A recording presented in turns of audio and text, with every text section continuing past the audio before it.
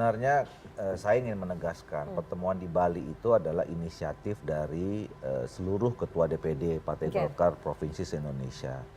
Nah, inisiatif itu muncul karena memang pada saat-saat itu kan banyak muncul ya, ada apa namanya kan, ada dinamika lah ya yang kemudian menghampiri Partai Golkar, ada seakan-akan ada gejolak di Partai Golkar.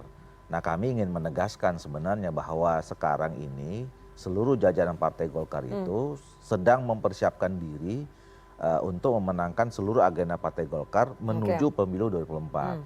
Nah, itu sebetulnya. Nah, tetapi dalam pertemuan-pertemuan politik kumpul semua elemen itu kan pasti ada bicara hal-hal yang lain, termasuk soal pilpres. Gitu. Nah, kami menyampaikan aspirasi. Dan aspirasi itu berkembang ya, jadi tidak tunggal ya, dan nggak bisa dihitung karena kan semua suruh bicara. Kita kan waktu itu bukan bicara tentang mau mengambil keputusan mau kemana, tapi itu kan sharing informasi.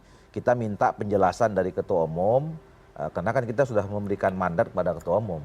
Jadi ketua umum waktu itu mengupdate kira-kira langkah-langkah apa saja yang sudah selama ini dilakukan. Dan kemudian disitulah berkembang.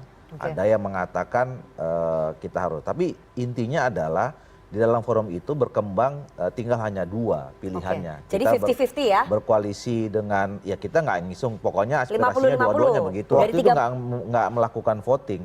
Kita semua digilir, bicara, apa namanya, semua ketua DPD menyampaikan pandangan, masukan dan sarannya. Ya, yang kemudian terkumpul aspirasinya dua itu. Ya, nggak tahu kan publik, nggak tahu media kali yang merekam seperti itu. Tapi saya mau menyatakan faktanya bahwa diskusi itu diskusi yang sangat terbuka, penuh dengan kekeluargaan, semua tidak dalam tekanan, semuanya menyampaikan pandangan berdasarkan situasi di lapangannya masing-masing, gitu ya. Jadi, nah kemudian ada apa namanya publik atau media yang menyimpulkan lebih condong ke sana ke sini, ya saya kira itu kan publik yang bisa menilai. Tapi faktanya di dalam pertemuan itu semua menyampaikan aspirasinya dan kalau diakumulasi itu mayoritas condong kepada dua itu. Mayoritas condong, berarti setengah-setengah ya? Saya bisa bilang setengah-setengah. Enggak, Anda itu sebagai PLT DPD Papua condongnya kemana berarti?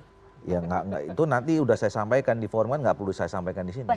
Enggak ada. Pertama kita belum pernah sikap yang final ya, bahwa sekarang ini sedang dijajaki semua kemungkinan ya, dan sekarang sudah mengerucut ya. Seperti yang sudah kita sampaikan dari 1,5 tahun yang lalu ketika kita membuat KIB, kan ada chapter-chapternya.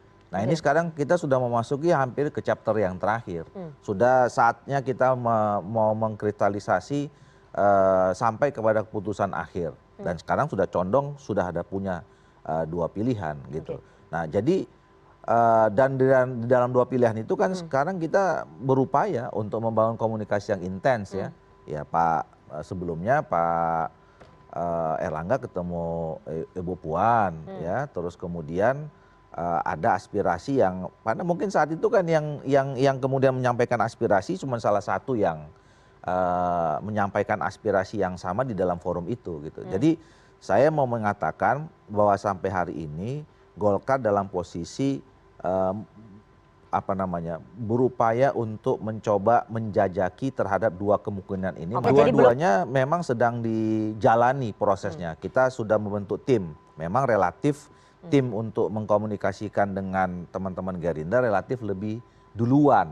Ya kan? Jadi sudah ada tim teknis juga? Loh, udah kan komunikasi gini, komunikasi. Terus bikin tim teknis lagi dengan PDI Perjuangan. Komunikasi yang intensif kan sudah dilakukan dengan teman-teman Gerindra dan kemudian juga dengan teman-teman di PKB waktu itu. Bahkan kita waktu itu sudah mau menciptakan apa namanya? Inti koalisi besar kan kira-kira begitu kan waktu itu inti koalisi besar itu kan kita belum tahu ya, ini kan bisa juga dengan Gerindra bisa kan gitu kan waktu itu kan sama-sama ya PKB kan setelah itu menyatakan bahwa masih bagian dari koalisi KKIR gitu. Ya pokoknya sekarang kita sedang melakukan komunikasi terhadap dua, kita sudah bentuk timnya masing-masing. Nah nanti kita lihat apa pembicaraan dari kedua tim yang sudah kita bentuk kedua apa hasil negosiasinya, apa hasil penawarannya begitu ya.